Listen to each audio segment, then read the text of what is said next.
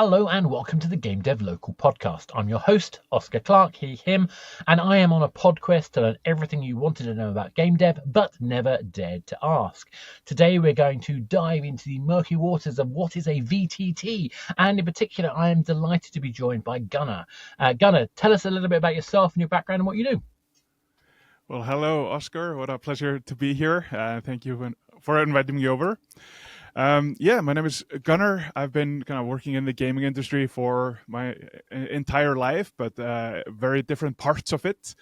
So now I'm at Quest Portal, building kind of like the next generation of a virtual tabletop, kind of trying to get a little bit more, like a little bit more people into playing role-playing games, trying to create a few more game masters.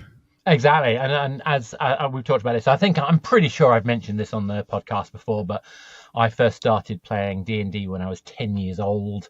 My uncle had the original white box and all that jazz, so I feel like it's been an integral part of my life, and frankly, why I got into the games industry, and particularly the kind of the principles of the. So the reason why I thought it was an interesting topic to cover in terms of this podcast is because there's a lot of people out there who got into video games production, inspired a lot by tabletop and board game experiences. But also I want to sort of demonstrate that, well, I think you'll help me work out if there's a connective tissue between the sort of problem solving and the kind of issues raised by trying to create these visceral live experiences that is a tabletop game, particularly a tabletop game being run online. And there's another angle which is met with scorn and hatred and delight and excitement in equal measure, which is the whole topic about AI, which I wanted to get into a little bit because I know that's something you guys are looking at, and I think in a responsible way for those people who are trying to get worried and scared about it. We don't need to be worried. It's just a tool. That's all we're looking for. Anyway, so let's get into it. Start by tell us a little bit about your background. You said you've been working in games the whole time. Let's paint a picture about what that looks like. Yeah. Well, you mentioned getting into Dungeons and Dragons at 10. I was at a similar age, I think like 11 or 12. My parents just got me into the Boy Scouts, and kind of my Boy Scout leader at the time was a couple of years older. Became my first dungeon master, and we played Advanced Dungeons and Dragons 2nd edition. It started off like, I think like on a weekly basis, and then like 2-3 times a week, and then like all weekends. And English being my kind of like third language, it definitely taught me English. It taught me so much at the time. Well, we should point out that you're based in Iceland, aren't you? Yes, in Reykjavik, Iceland. Yeah. But yeah, like I think I was probably like, I think 20 years old when I realized that you didn't say charisma, but charisma. So like having only read kind of like the Player's Handbook and Dungeon Master's Guide growing up. I mean, the number of times I hear people saying sword rather than sword, yes. Which little things like that, I find that fascinating. Sorry, I'm getting distracted. I'm doing my squirrel. Wait, mode. You don't say the W? You don't say that? Well, okay. I don't say the W. I think some Americans say the W. But anyway, but but like I say, it's interesting, particularly where what you're just saying there to me is showing something that's intrinsic about playing games in general, which is the vector that it delivers for learning, and in a very natural way. Like you say, you're not, English is not your first language, but it's something that you became, deepened your experience with through playing games. Yeah. And language and kind of communications being one thing, learning to kind of like be in a group and collaborating and just communicating overall. I think there are not that many games that can like teach you empathy. You're putting yourself into like other people's shoes, and kind of you're this kind of like street urchin that people spit at, kind of running around, and kind of how does that make you feel? And it's but you also say that. I should say that to some of the murder hobo players I've had in the past. Yes. Maybe it's some kind of like outlet that some people need.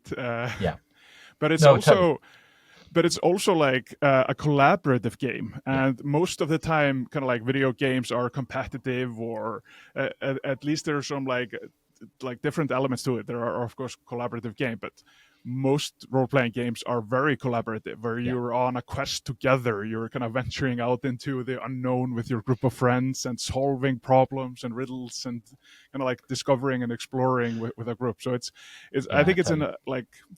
I'm very biased, of course, but I do think that this is the very best format of gaming. Like it's the pinnacle of kind of playing games together, this kind of collaborative storytelling, and it's very much the closest part of my heart as well. Particularly, I think if you my career working in online games, I've never quite felt right just thinking about solo games. Ironically, I play online games as a solo player a lot, but that's a different subject.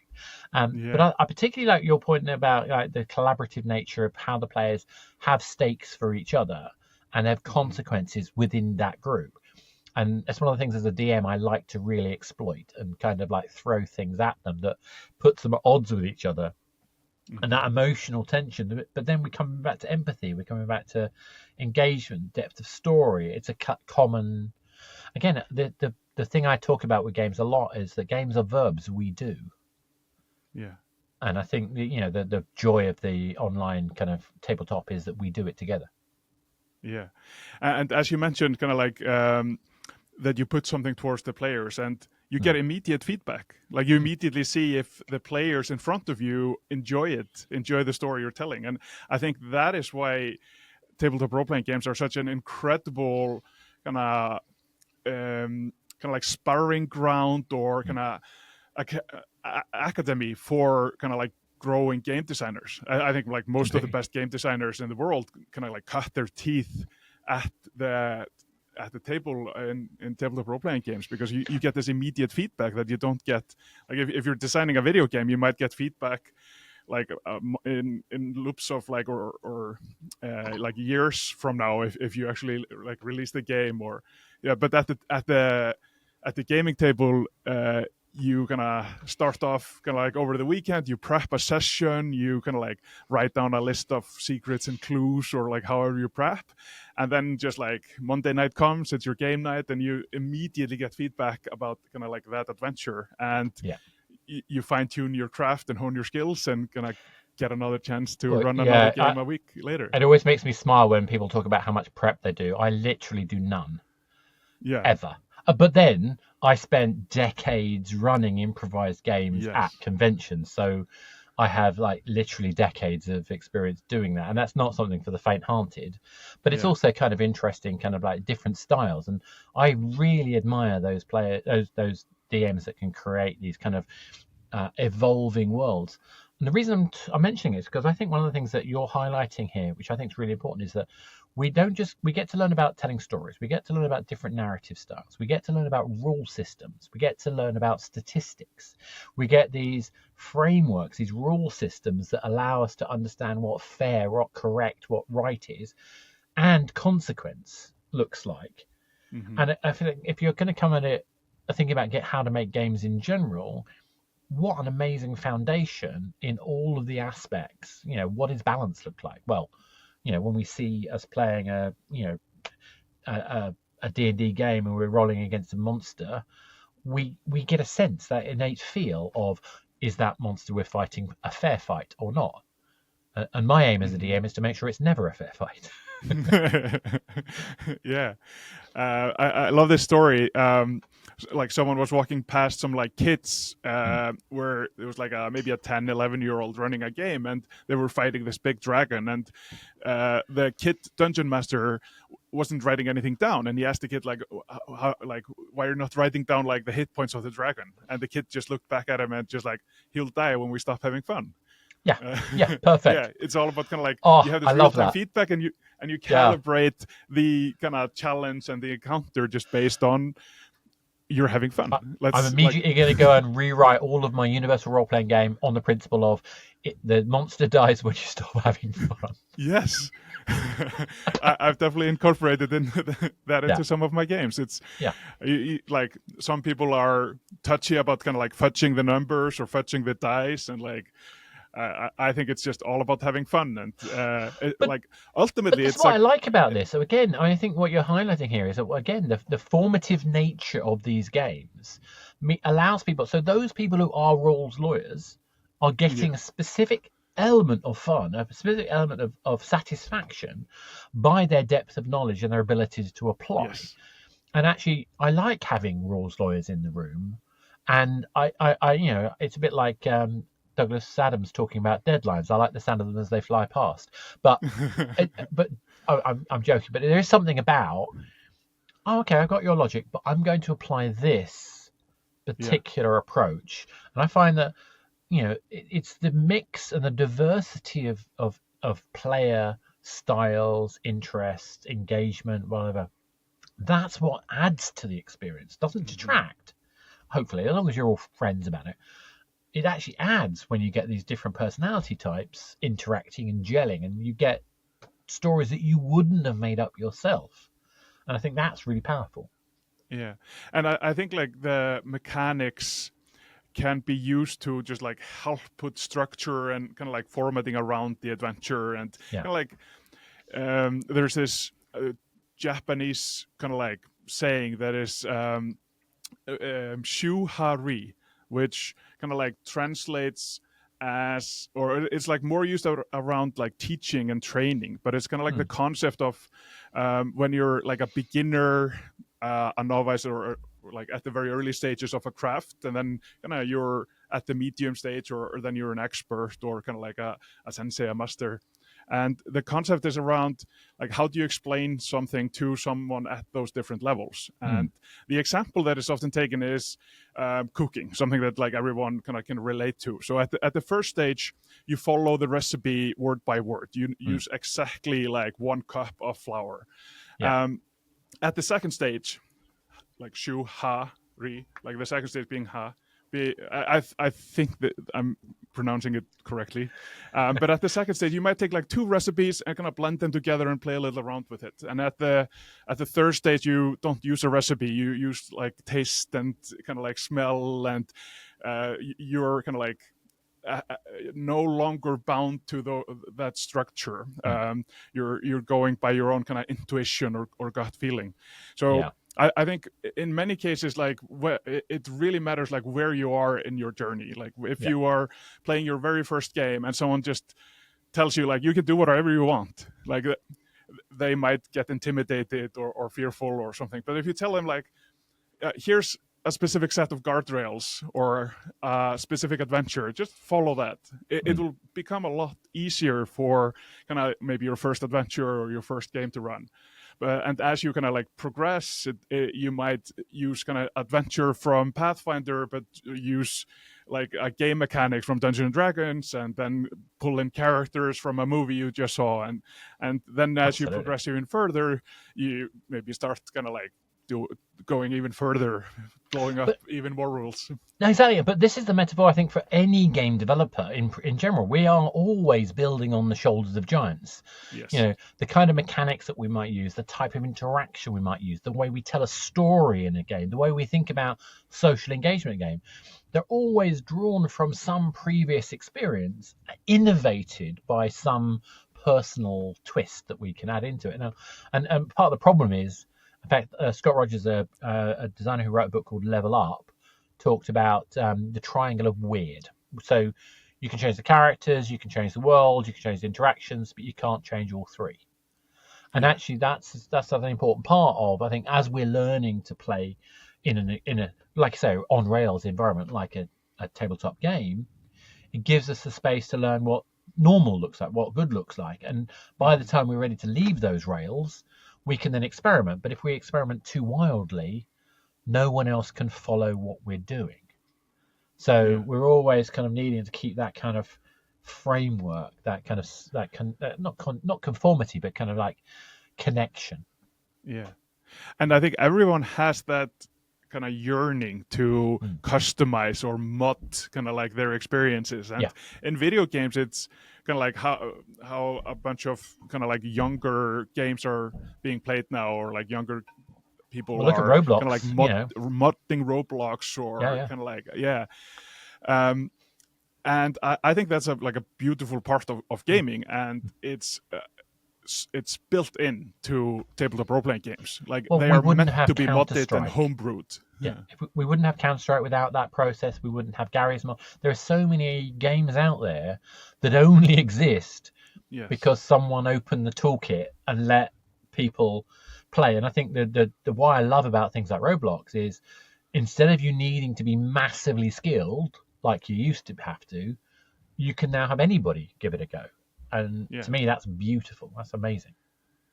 And that is like part of just like the founding principles of tabletop role-playing games. It's kind of like just on page 1, year 1, it's like the rules are meant to be broken and played around with, and you don't need to be a software engineer or a writer or an author, or like you just have to have like a slight bit of an imagination and a group of friends, and then you're off to the races of kind of like home brewing your own world, and either kind of like coming up with a new setting or a new system, or just kind of like following the recipe from kind of the book you got at the local game store. And it's an incredibly safe mechanism for people to be able to explore what they might want to do with that material. And what I love about learning like this is that failure is always an option, and the more often we fail, the better we are. I'm a major Mythbusters fan, so I have to say the other quote from Mythbusters I love, which is, the only difference between screwing around and science is writing things down. But I think we do that in games as well. When we're playing a tabletop game, we're writing our notes up. We're remembering the things that were magical moments. I still tell stories of when I was playing a Warhammer Fantasy role-playing game, and I was basically sat there fighting a major demon of Khorne, and my sword broke. But in my next roll, having survived the massive number of attacks that particular demon did, I managed to roll an exploding 6 about 10 times, killing the demon in one go. That could never have happened it would have been completely unbelievable had it been written. Yeah. But it happened in the game for real and became an intrinsic part of the kind of stories we tell. But the reason I'm mentioning all that, because I think it's interesting, how personal this stuff becomes, how important, integral it becomes in your formative identity. Yeah, and I think it was like Kurt Vonnegut who kind of like lays out the arc of stories, and I think like the reason you remember that example is that like your sword broke. So like if everything has gone perfectly and the story would have been like a direct linear line up, it wouldn't have been as memorable. But because you had the dip, you fell in the hole, right? And then you came out of it. Then it becomes memorable. Like we have this kind of like innate ability to remember kind of like the difference and the delta in the storytelling. Delta, exactly. It's always about that. And where else can we do that but in a space? We can do it other places, but it's not as visceral as when you have a space where the stakes matter because you're sat opposite your mate, who is that person telling you what's happening in the world. Yes. And I think that, especially when you're around, we've had so many examples, and I think this is where we're moving into kind of the VTT territory. I remember back in the early 90s, we were going to big conventions. There was a UK Gen Con once upon a time. And as I know, I met some of your colleagues over in Dragon Meet recently in London. Recently at the time of recording, of course. And that's an event that's been going for an extremely long time as well. And in these environments, we were running convention-based games, and people watching us play. They were watching the emotional journeys that we were going on. We brought people to tears over heartbreaking stories, and that is an incredible experience. And of course, now we slip forward and pandemic comes along, COVID comes along, and now we're entering situations where people like, Critical Role, Dimension 20, there's so many of them out there. There are lots of small ones out there. I'm talking to a whole bunch of fun folks like Big Boss Fight and No Small Roles. And of course, your community manager, Hem, who is involved with Dark Dice and Lucky Die and all these other things. So incredible things. So now we're in a situation where people are playing these experiences online. Now, what I'm trying to work out here is, having painted this picture of this transition that's happened and the re-emergence post Stranger Things of D&D, is this the moment that you start thinking, I want to make a VTT? Kind of yes and no. I think Okay, yeah. Good. there are a few things in the zeitgeist that kind of like have changed over time. This is my fourth startup, so A all of them glutton for have been punishment. yeah, well, or an addiction. Yeah. I feel you. But yeah, all of them have been around kind of like the multiplayer and community related games. So Yeah. I'm on a mission. I hate single player games. I think, and Fair. like there are just way too many single player experiences out there, and Yep. we're in kind of like hopefully the middle of, or like the deep end of, the kind of loneliness pandemic. Like I'm hoping that we can solve that. And of course there are great single player games out there, and like I play a couple of them as well, but I do think the world just needs more multiplayer experiences, more kind of like social collaborative, like experiences with your friends or like-minded strangers. I think that Well, you say this, but it's interesting how the Griffin Gaming report last year showed that 95% of game developers are either currently running a live ops based game or they're building one. 95%. So the transition, whether it's full multiplayer or live experience in general, like continual persistent experiences, doesn't particularly matter. But I think it shows that the general trend is that the world shows that what you're saying is actually what people want. Yeah. I hope that's right. I would be very surprised. But live ops is also used a lot in single player games. It's like updating levels on a regular basis, and but that's kind of like adding content to a game. But read my book. Yes, no, I would be. I hope that's the case. I do hope that's the case. No, it is the case, and I mean there's other data that supports it. No, absolutely, and I think. Like throughout history, people have always had kind of like their third place. Like you had home and work, and then you had like a third place, and it could be like your church or your tavern or your gym or kind of like athletic group, or there's always like that third place. And I think the pandemic kind of like wiped out a lot of third places. Yeah, totally agree. And games have like in most places kind of like taking a big chunk of that. Like gaming is way bigger than movies and music combined. Absolutely, has been for 10 or so years as well. Yeah, which is exactly. Crazy if you think about it. Yeah. But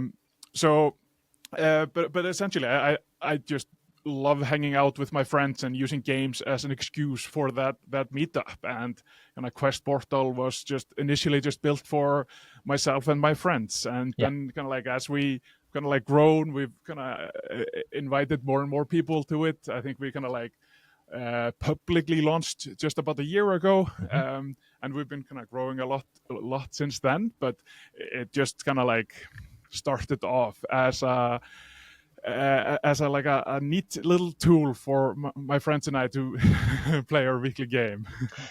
So let's talk a little bit about what a VTT is. So I mean, for context, there are a lot of VTTs that have been experimented with, and every GM has their own particular thing, whether it's a Fantasy Grounds or it's a Roll20. Or the Wizard Coast guys have got their own attempts at it. Not great. I'm actually using one called Above VTT a lot because it's very lightweight.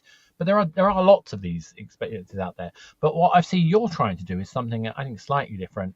I mean, obviously you've got a high quality anyway, but tell people a little bit about what a VTT is, and let's then go into the kind of the tools that you're building for DMs. Yeah, so I think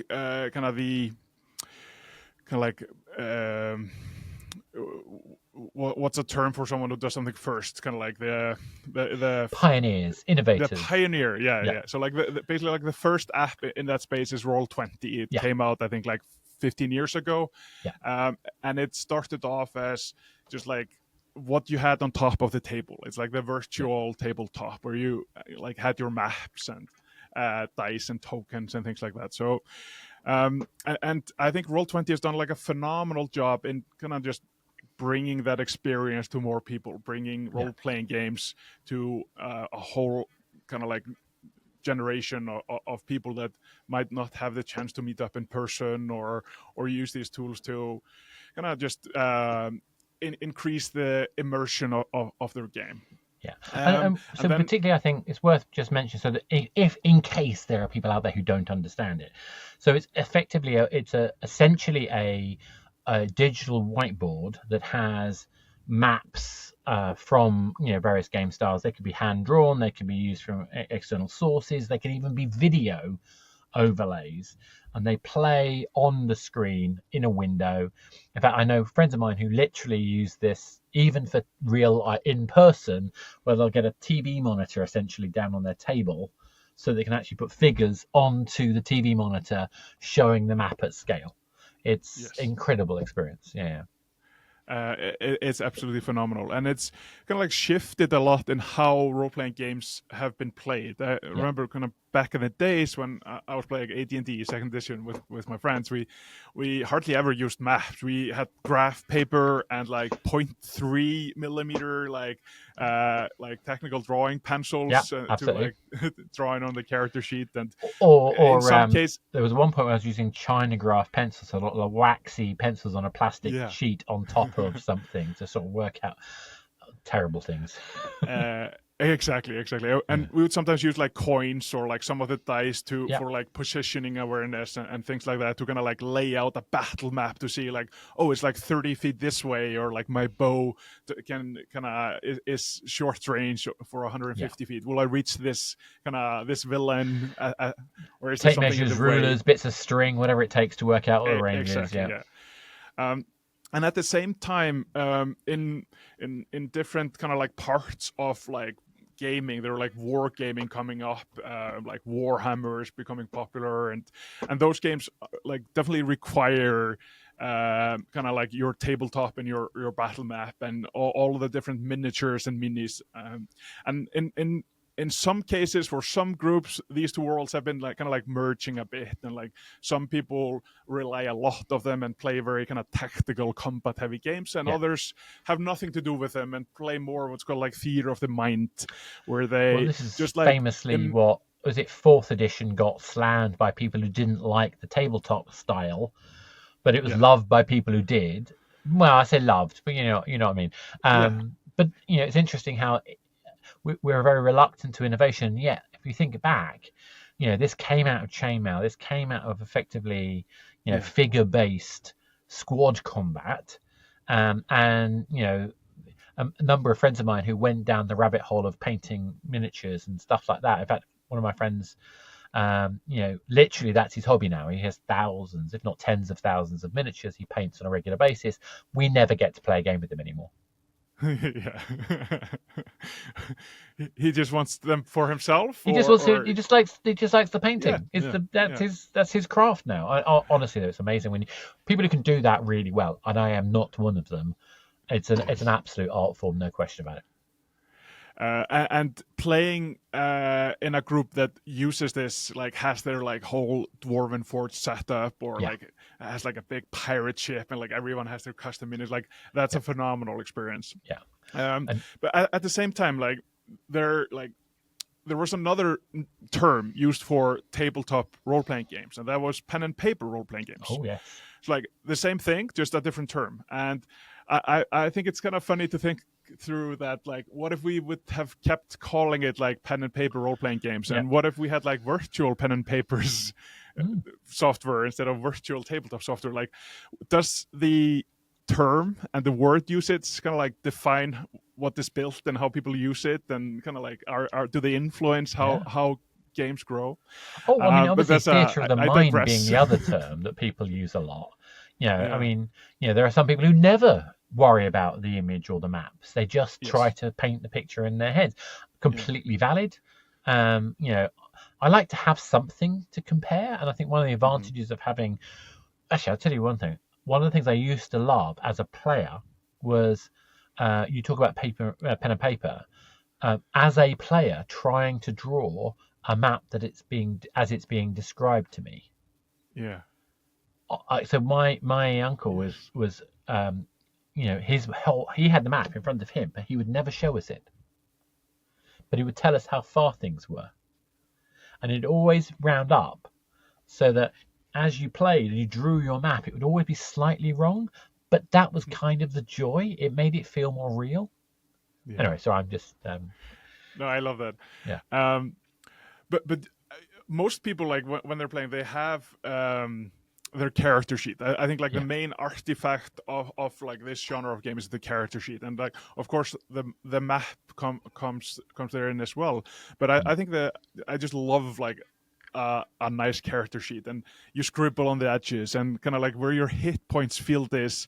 There's almost like a hole in the paper because you've like kind of like changed your hit points so often. You've gone like the up and down, and you kind of cross over it, and then you have like eraser marks all over it, and that artifact becomes just kind of like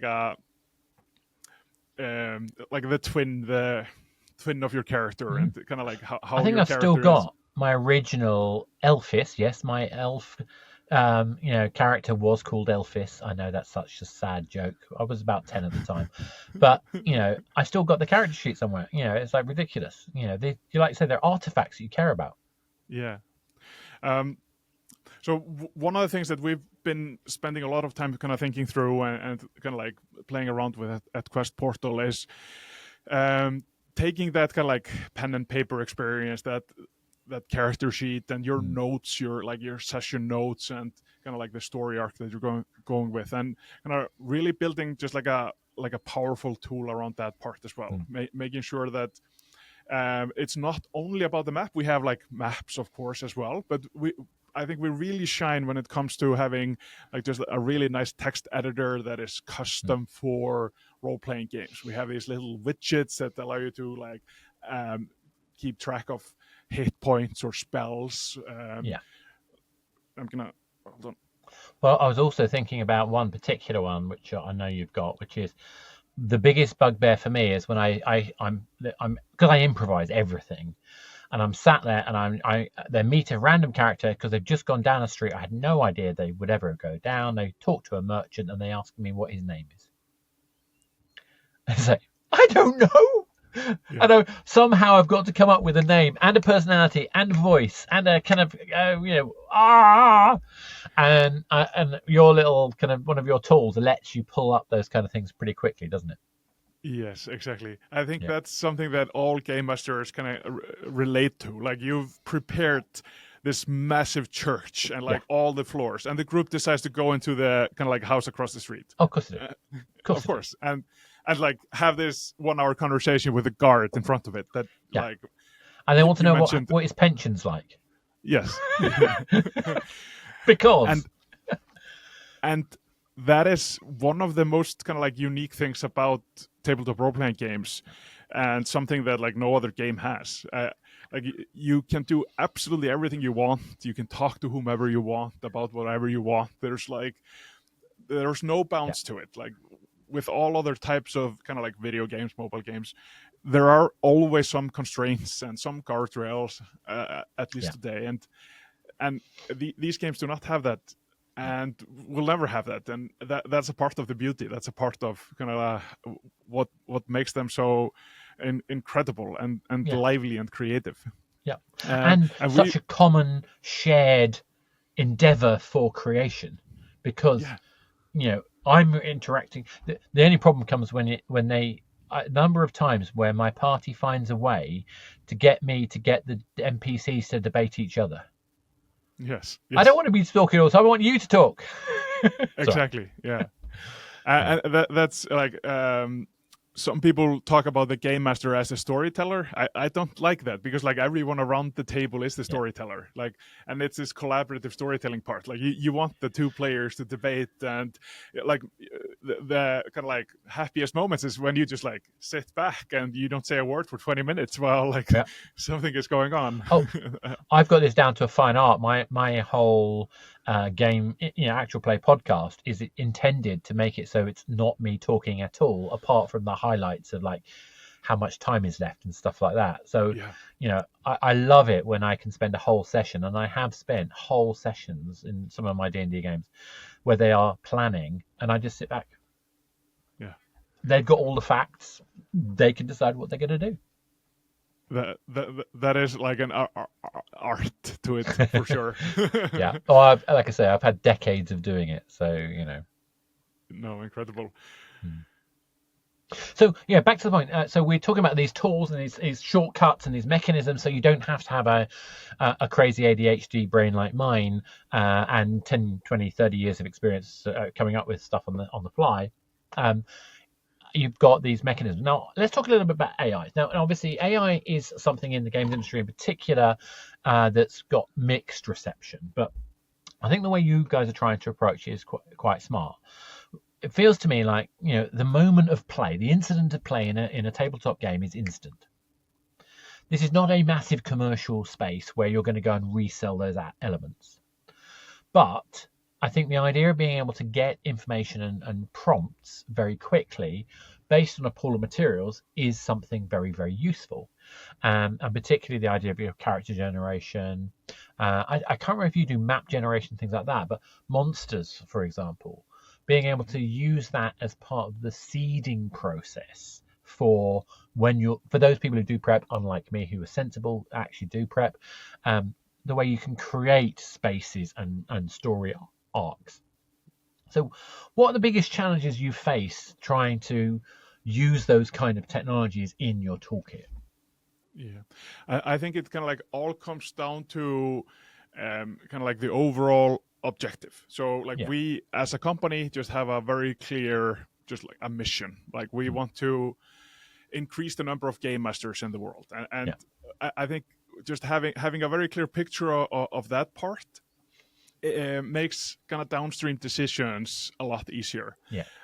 We're very confident that like the world will be a better place if more people play role-playing games. They'll be more creative, more empathetic, and like know more about collaboration.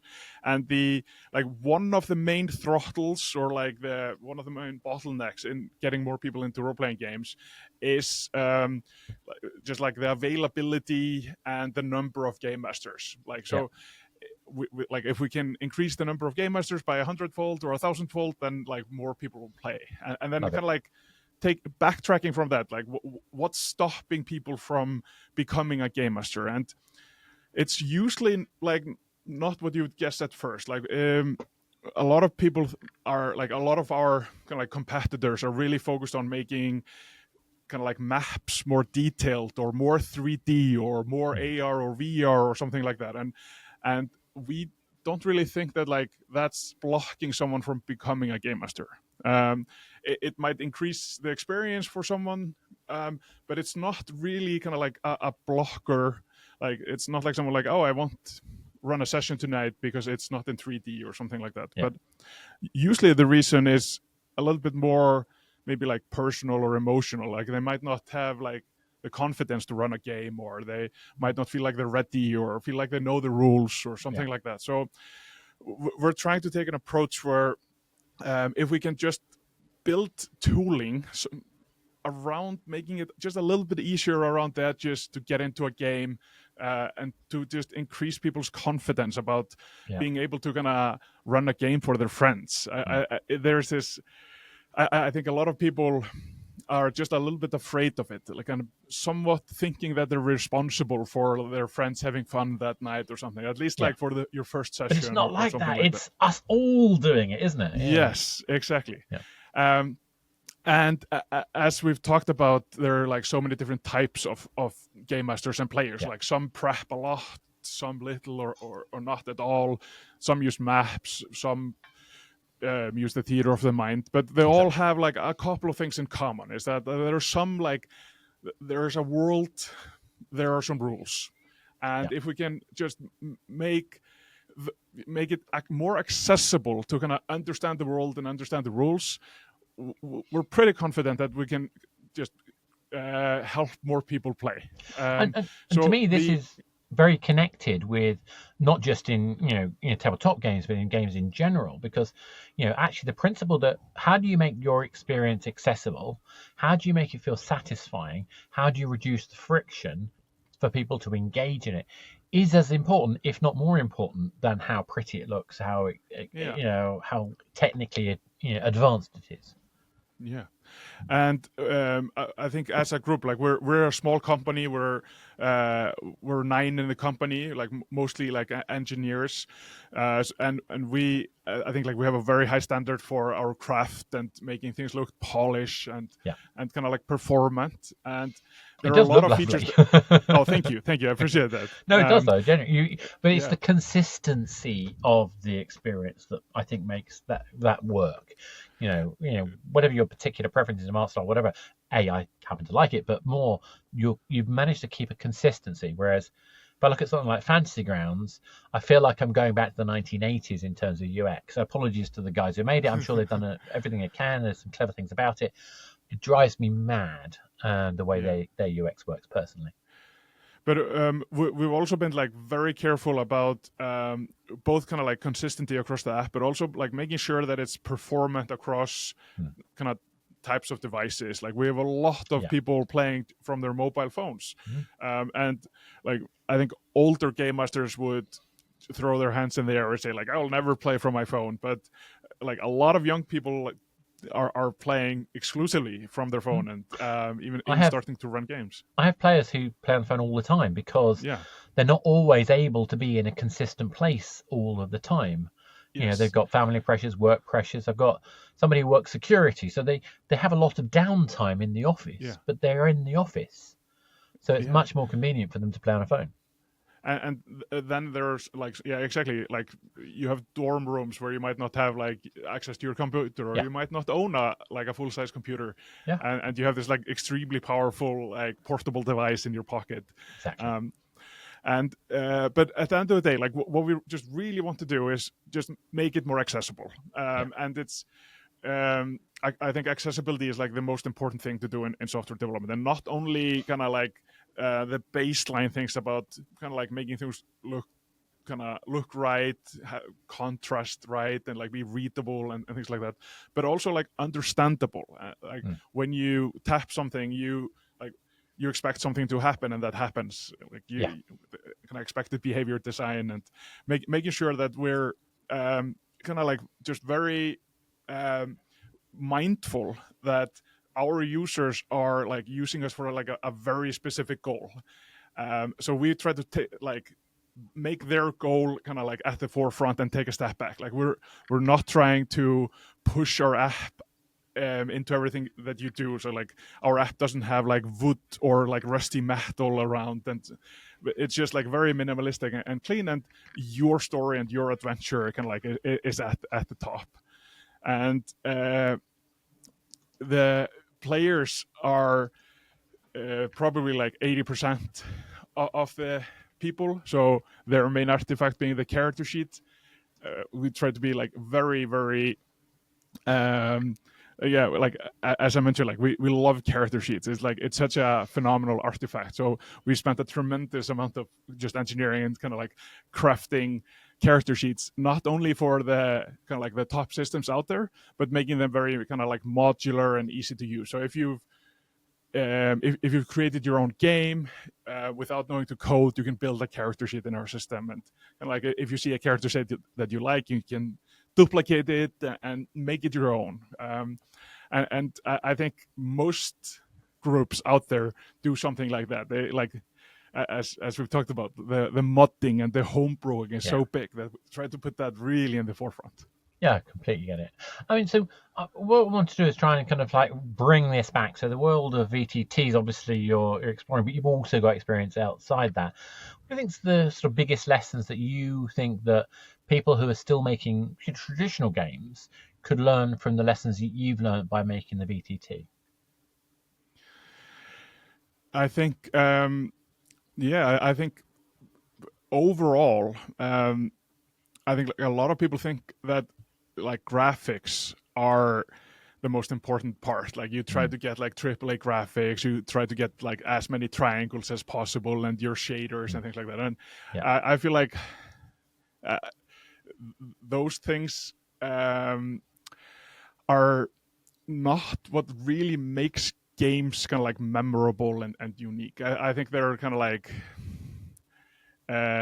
important for certain types of games, but I think there are like too many game developers like spending way too much effort on that. And I think 3D engines will change a lot over time, and I think there should more game devs should think about kind of the story, the interactions, and kind of like the mechanics and things like that. And with tabletop role-playing games, that's kind of like all you think about. You don't really like, you have the most perfect graphics engine in the world. Like the human brain is just like rendering kind of like imagination and imagery kind of in real time, and then kind of like you sometimes have some still images or some maps or something to kind of get people on the same page.